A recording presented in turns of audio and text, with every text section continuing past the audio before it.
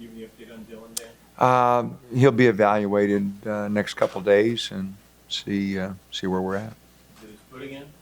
We'll evaluate him here in the next couple days, and we'll see. I feel like you guys responded in the second half without him on court. Well, we started slow. Our energy level to start second half was not very good, but I thought once we got a couple shots down, energy level picked up, and I thought they played pretty well after that. Any change offensively or defensively with having him available for you? No, we ran the same stuff, and guys stepped up and did some good things. Real happy for Casey. He shot it well. Tyler had a good second half, 6 assists, really good. Got the ball moving a little bit. So a lot of good things. Dana, what was the plan going into the game? You guys shot well from the outside. Was that the plan to negate their size inside the city? No, we didn't have anything special. We got some shots down early, and Casey, 5 for 5. He had one of those nights, but they were all really good shots. They inside out, guys penetrate and kick. They were looking for him once he got the first couple down, and so I've been saying all along, if we take good ones, I thought we were better than what we were showing from the three. I don't think we're going to be a 45% team, but we can shoot 40, and so it was really a good night for us. And Casey going 5 for 5 was really great. Along those lines, if you had told before the game you're going to Dorsey, Pritchard, and Shea shoot for 12 from 3 and work and Bill Bush would play the second half, did you foresee a 23-point win now? Well, if all those guys played well, I couldn't see a 23-point. If you go with our history with them, we haven't done very well. So even if we had played well, I didn't foresee this. It was just one of those nights. Our defensive activity was really good, and with the threes, and got a little momentum going there in the first half. So we played pretty well. Kind of neutralized their big. Brad went 30 minutes without scoring, and after a Kuro early on, he didn't get a whole lot going. Our double teams, I thought were pretty good. I thought the rotations were pretty good out of them. We made a couple mistakes, with double teams that we didn't need to make, but I thought our activity on the double teams was pretty good. You guys have progressed a lot from the beginning of the season when Dylan was out to now. If he is out against Stanford, maybe moving forward, are you more confident in the fact that this team can play? I was confident to start the season. It took Dylan Ennis a ways, a time to get the rust off and get going, but he's playing a lot better now. And I think our guys understand, ball movement a little better now. But everybody else is getting better too, So, we'll see, and guys are going to have to step up. We've got good players, and just keep playing. What makes Jordan so dynamic on defense apart from his shot blocking ability? His ability to move his feet, he's got good lateral quickness. He can really move when he wants to. Sometimes he gets caught standing a little bit, but when he wants to guard, he's got really good feet. When you first grew up on campus, did you anticipate, maybe a 26-point performance coming from him and hitting jumpers? He's never been a scorer. And we thought that part of his game would continue to develop, and it is. I think there's still a lot more, but he just had one of those nights, where he got a couple down early, and it really started flowing for him. But, we knew that he would grow into a much better offensive player because of his athleticism, and, he's really worked at it. We got done with our shoot-around today, and I think he was out there another 15, 20 minutes shooting free throws, shooting some jumpers. And so that's where it all starts, and he's been working at it a little bit. Last year he was really unfortunate because he had the foot, and so he didn't even get to work in the off season, and he missed the first 10 games and had 2 surgeries, and so he didn't get a chance to make that jump from freshman to sophomore. But this year he was healthy and has put more time in, and I think there's still a lot more there. That's the exciting thing because of his athleticism and, 4 block shots, 3 steals. For someone 6'9", that's moving your feet pretty good. Yeah, 11 and 12 from the field. I mean, some of them were dunks, but he had some mid-range stuff. And No, I know his jump hooks and, he had a really good pace, didn't go fast.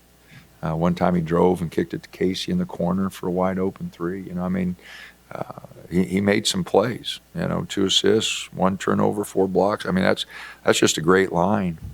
A couple more rebounds and it would have been a spectacular line, Or do you maybe grade initially your defensive performance to the team? Well, I liked our activity. We messed up on Bird, not pushing out on him to start second half, and he got 2 really good looks. And he's, once he gets good looks, he's dangerous. He banked that one in, then that wasn't a good look, but he hit those first 2 were good looks. And then like I said, we made a couple mistakes in the second half on our rotations, on our double teams, which gave up a couple easy shots. But loved our activity. I thought the zone was active. Our activity in the full court was okay. So, we played okay. Do you feel like that second half a little bit with maybe what happened with Dylan and the guys kind of check on him in the locker room? Maybe they're thinking more about that than the start of the game when Bird hit those 3s? Well, we started slow. I'm not sure what the reason was, but yeah, I mean, everybody likes Dylan. I mean, he competes. He's all about the team, and anytime, he's not going to play, sure, it takes a little wind out of your sails. He's a heck of a basketball player. He loves to win. He's all about winning, and so our guys know that. Did you talk to him at halftime? Does he seem optimistic?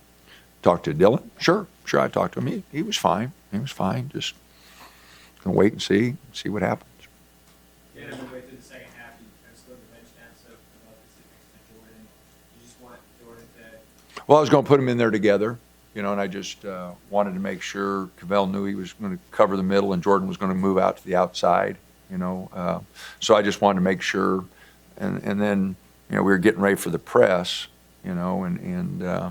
so we had to be ready for that too. Just wanted to make sure, that if they pressed us, Jordan was going to throw it in. Cavell just doesn't have the experience to handle that, so just wanted to make sure they were set on that. So your early thoughts on Stanford on Saturday? I haven't watched him much.